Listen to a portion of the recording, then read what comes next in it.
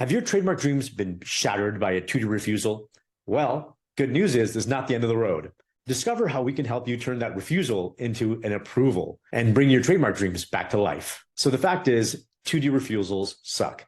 They are disheartening and can definitely derail your trademark aspirations. The good news is, at Carbon Law Group, we've dealt with hundreds upon hundreds of trademark applications over the years and are well versed in responding to 2D refusals. When responding to a 2D refusal, we follow a strict process that has gotten us great results. The first thing we do is evaluate the office action itself and what is the basis of that 2D refusal. We look at how similar are the conflicting marks. Do they share the same terms? Do they share the same first term? How long has the conflicting mark been in use? There are a variety of factors we want to look at when evaluating one mark against another. And oftentimes we'll find a way to argue that your mark is actually different and won't cause consumer confusion with the mark that has been cited. Next, we look at the possibility of obtaining a consent from the opposing party.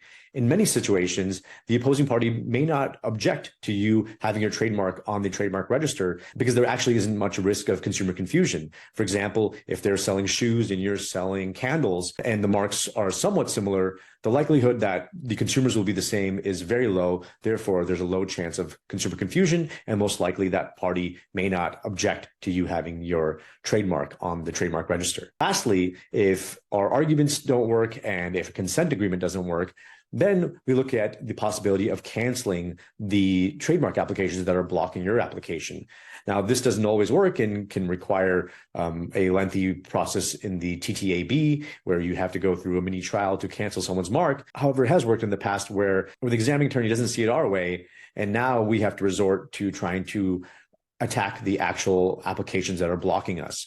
In these situations, we can try to cancel the application based on non-use. If the mark hasn't been in use for 3 years, then there's an argument that the mark has been abandoned. Also, if there's a potential issue with the way the application was filed, sometimes people put the wrong dates in, sometimes people put the wrong parties.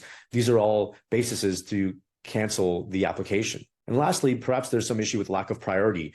Potentially, you have some earlier use that you can show that we could use to cancel their application. These are all factors to consider when responding to an office action. So if you've encountered office action that cites a 2D refusal for likelihood of confusion, reach out to us today. We can get your trademark dreams back on track.